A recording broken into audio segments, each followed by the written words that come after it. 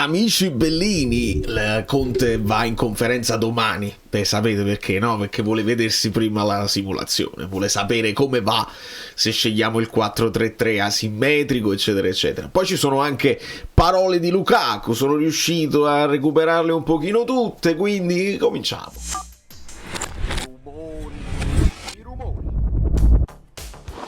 Diamo il benvenuto all'avvocato Salvatore Rocca, e a tutti fa sempre piacere, un avvocato in famiglia fa sempre piacere, citazione che dovreste capire, facile, e vi invito a lasciare un like per che cosa? Per la marcia di avvicinamento alla partita con la Fiorentina. Oggi c'è un Cagliari-Genoa scoppiettante che non ci possiamo perdere. Insomma, la riflessione sulla giornata è una giornata, insomma, non ideale per le nostre cose, perché molte squadre affrontano squadre piccole, poi lo sapete che le squadre piccole devono così, però c'è quel Juventus-Atalanta che ci farà capire molte cose. Le altre, insomma, situazioni, Parma-Torino, Como-Venezia, Lecce-Milan è sfiziosa a vedersela, perché ma senza indugio. Poi andiamo alle parole di Lukaku, andiamo velocemente, tanto ci vuole poco, si capirà subito. Il football già ce la presenta così, un po' asimmetrica. Sposterei Giacomino un po' più verso Lukaku, giustamente, e Leonardo un po' più avanti. Ora non so se si partirà con Spinazzola o con Oliveira, questa penso sia una dei dubbi.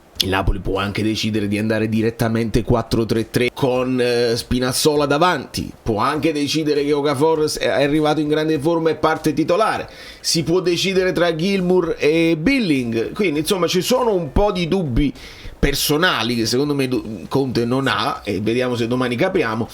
Gilmour non sta alla meglio sul gioco, mentre nella realtà sappiamo che McTominay è un po' da considerare, ma alla fine dovrebbe stringere i denti. Partiamo così e vediamo che succede. Mentre la Fiorentina, Zaniolo sappiamo che non c'è, Mandragora non c'è, e insomma, come Di Lorenzo dagli schiaffi a Spinazzola. Dai Romelu, che ha dichiarato che sta più magro di sempre, anche più magro di quando stava all'Inter, ma è una questione di chili, ma come stato di forma ci siamo. Raspadorino, Zaniolo non ci fa ridere con queste skills, dai, non sei nemmeno della partita. Vai Lukaku, la sponda Raspadorino,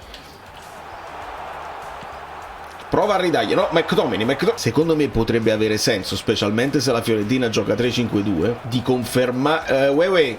Che sta succedendo qua? Perché Beltran è diventato Messi? Vabbè. Vai Gilmour, vai Polita. Signori, bravo Rachmani, c'è molta fiducia in città, ovviamente, perché la Fiorentina ha perso malamente, ci sono grandi polemiche sul Palladino, dice ma Palladino, il Napoli invece viene da quell'entusiasmo così.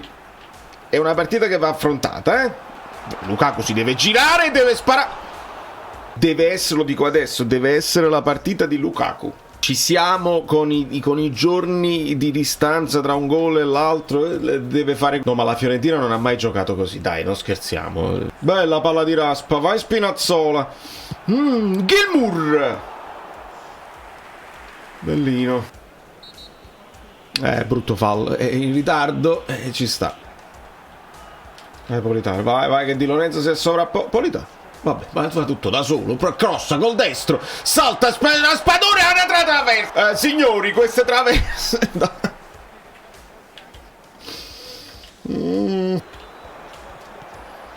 Al volo Lucacone, vai Spina. Ce l'hai Raspadori vicino. Raspadoro. Inserimento di Gilmour. Lukaku. No, non è possibile. Non è possibile.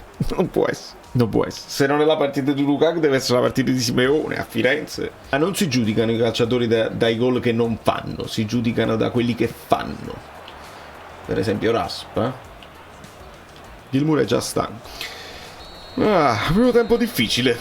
Occasioni ne abbiamo avute, ma abbiamo sprecato di brutto. Iscrivetevi al raduno.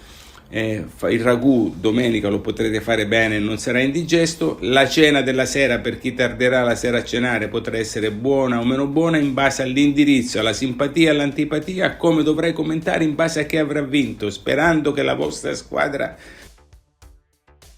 non hai toccato neanche un pallone, che succede? È lo stato di forma, lo so. Si pattina proprio alla grande, eh? Billing senza dubbio. Okafor, ecco perché che Lukaku sta... Gli do qualche altro minuto e poi... Mamma mia, che cosa... No, subito fuori. Subito. Se ne deve andare. Non è colpa sua, è colpa del gioco. Bravo Lukaku. Ma però l'hai presa. Perché non hai... Noah, Okafor. Brutta palla per McTominay, brutta. Bravo Billing. Ancora Lukaku. Se la porta avanti. Fallo su Okafor. Signor Piccione. McTominay. Ma l'altro inserimento di Billing. Mamma mia. Il cross al centro Lukaku. Okafor di rovesciata. Signori, voi lo sapete, no? Perché certe cose devono accadere proprio nel momento, il quando. Mamma mia, non ci mai fatto una rovesciata in vita mia sul gioco. Entrato sì. Okafor come frizzantino. Olivera, la metti al centro, Olivera. Un fuorigioco che non puoi, sì, vabbè. Ma quello l'ha toccata a lui, dai, nemmeno i fuorigioco. Bravo Simeone, Ngong, Simeone. Ultima opportunità. Billing la mette in mezzo. Di nuovo McTominay. Un calcio d'angolo. Com'era la storia dei calci d'angolo che dobbiamo imparare con gli schemi, con le cose? Niente. Okafor. Ci sono i rigori. Mi dimentico sempre che quando pareggi ci sono i rigori. Vabbè, ma De Gea è un pararigoni. Bravo Meret. Billing è il tuo anno? Cerchiamo di capire se è così. Sì. Sì. Cataldi un po' forse centrale. McTominay non ha già mai visto tirare un rigore in vita mia. Forte, pure lui forte centrale. Niente da fare. Non approfittiamo. Kean.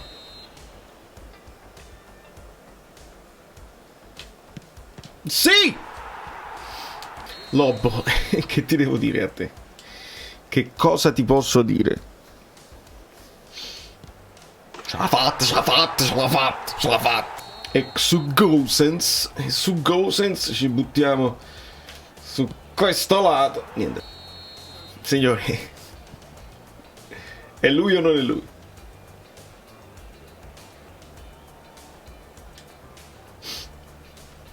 Rigore difficile. E lo mette. E allora tocca ad Okafor. Insomma, ringrazio Napoli Network che ha raccolto un po', perché sennò devi essere, onestamente, il Corriere dello Sport non mi interessa. Un po' di cose. È un gioco di adattamenti, Lukaku dice sul suo stile. Qui in Italia la preparazione della partita è molto più importante che da altre parti. Questo rende tutto più interessante. Prima di conoscere Conte odiavo farlo. Cosa odiavo fare? Giocare spalle alla porta, proprio la sua caratteristica migliore. Al Chelsea lui fu molto chiaro: se non migliori questo aspetto non puoi giocare con me. Zero alternative. Lo devo ringraziare perché quello era il mio punto debole e si è trasformato in una qualità. Così segno di meno? Non credo. La strada giusta per arrivare in porta si trova sempre. Adesso giochiamo con 2 punte, ma fino a poco tempo fa ero in mezzo da solo, fatto tattico con raspatori vicini. Io cerco sempre di essere dominante. Se sono dominante il gol lo faccio e comunque aiuto i compagni negli inserimenti. Le ultime estate singolari, assurde, prima sballottato tra il Chelsea, l'Inter, l'Arabia, progetti della Juve, infine la Roma, e poi tra il Chelsea, nuovi sauditi, eccetera eccetera. La prima volta non ero solo. Fuori dal progetto del Chelsea c'erano anche Aubameyang e Ziyech. Ci facevano cambiare nello spogliatoio delle giovanili. Sarei fatto afferrare per pazzo. Aspettavamo per settimane, rinunciando a numerose opzioni. L'estate scorsa sapevo che sarei venuto a Napoli, ma la trattativa è stata comunque lunga. Quello è il business. Il club dice non ti voglio più e decide quando e spesso dove finirai. Interessante, altre volte abbiamo sentito no, i giocatori quando si impongono vanno per forza, non li puoi trattenere. Invece il Chelsea impone ti portano all'ultimo, ti sfiniscono. Dice, ma se tu se sei tu a volertene andare, per ragioni serie non hai la possibilità di farlo. Esatto, ti portano all'ultimo, ti sfiniscono. Le società hanno rapporti con la stampa, questo è un passaggio fondamentale, e ci vuole poco per mettere in difficoltà il giocatore, per far passare l'immagine sbagliata. Credimi, ho visto cose che non avrei pensato di vedere.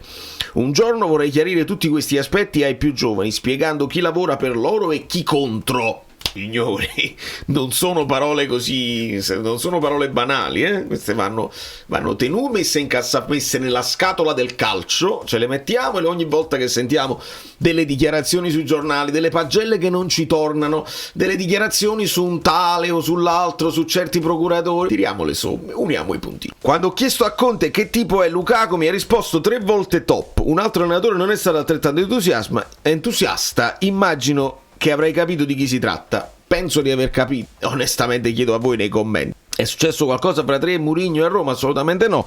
José è un vincente, l'ho avuto 2 volte, prima a Manchester e poi alla Roma. Qualcosa è accaduto tra lui e non so chi e non volevo mettermi in mezzo. Di José non parlerò mai male, alla Roma non aveva una squadra top ma è andato fino in fondo, gli auguro sempre il meglio. Anche in Turchia sta facendo cose fantastiche. Sul peso forma, in Inghilterra dicevano che ero lazy, che ero pigro, non ho mai reagito agli attacchi, alle critiche, parlo pochissimo, lascio fare.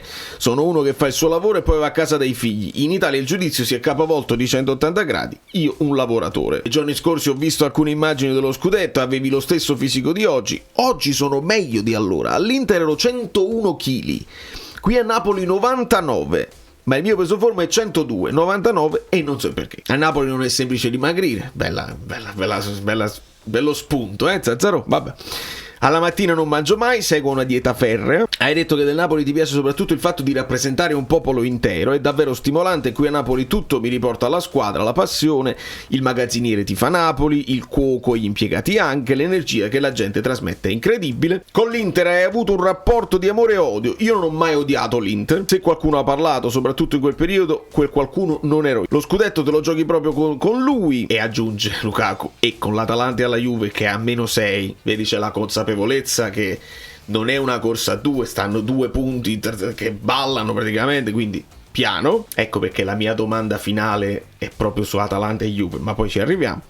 Farai l'allenatore dopo? No, ma chiuderò all'Anderlecht, la squadra del cuore, l'ho promesso a mio figlio che gioca lì. E insomma, è già comparso Okafor, che secondo me non abbiamo notizie, ragazzi. Io lo farei partire, se stesse bene lo farei partire titolare, ma non lo sappiamo quante ne ha nelle gambe. Quindi di base io posso aspettarmi ancora un Raspadori qua, Politano completamente recuperato. Le ultime notizie ci dicono di Oliveira, avrebbe senso, lo ripeto come lo dissi per l'Inter, che poi c'è il cambio Spinazzola fresco che può fare anche l'ala se ti serve. McTominay deve stringere i denti, e tra Philip e Gilmour io tendo a scegliere ancora Gilmour perché mi è piaciuto tanto, e poi Philip può essere un'arma anche in attacco dopo, confermando tutti gli altri. Io questo credo che possa essere la soluzione, e aspettiamo domani le parole di Conte, perché potrebbe non dirci niente ma potrebbe aprire la borsa. Quando Sky dice così, e noi lo sappiamo che le talpe ci sono, e quindi possibile maglia da titolare, è possibile. Su queste cose ci dobbiamo fidare perché ci hanno sempre anticipato in qualche modo. Di conseguenza io vi chiedo dei like finali bene auguranti, e andiamo ad affrontare questa partita. La Fiorentina, ne abbiamo parlato ieri in live, grazie a tutti quelli che hanno partecipato alla live. Insomma, ho guardato anche i tifosi della Fiorentina come hanno reagito e come si sentono in questo periodo, non stanno tranquillissimi. Però ci sarà un'altra Fiorentina col Napoli, perché già a partire dal portiere non ci sarà Terracciano ma ci sarà De Gea, e poi si devono adattare per alcune squalifiche, qualche giocatore lo possono recuperare. Insomma, Palladino non gode di fiducia illimitata, questo c'è da dire, quindi è una partita tosta per loro, come lo è per noi, cioè ci sono tante pressioni, e noi avremo probabilmente lo stadio pieno, il che Raffaele eccetera eccetera potrebbe dare una mano. Da New York Valerio Fluido è tutto, ci vediamo domani per la conferenza, quindi vi iscrivete al canale Telegram, vi iscrivete agli altri canali, quelli là, poi vi iscrivete.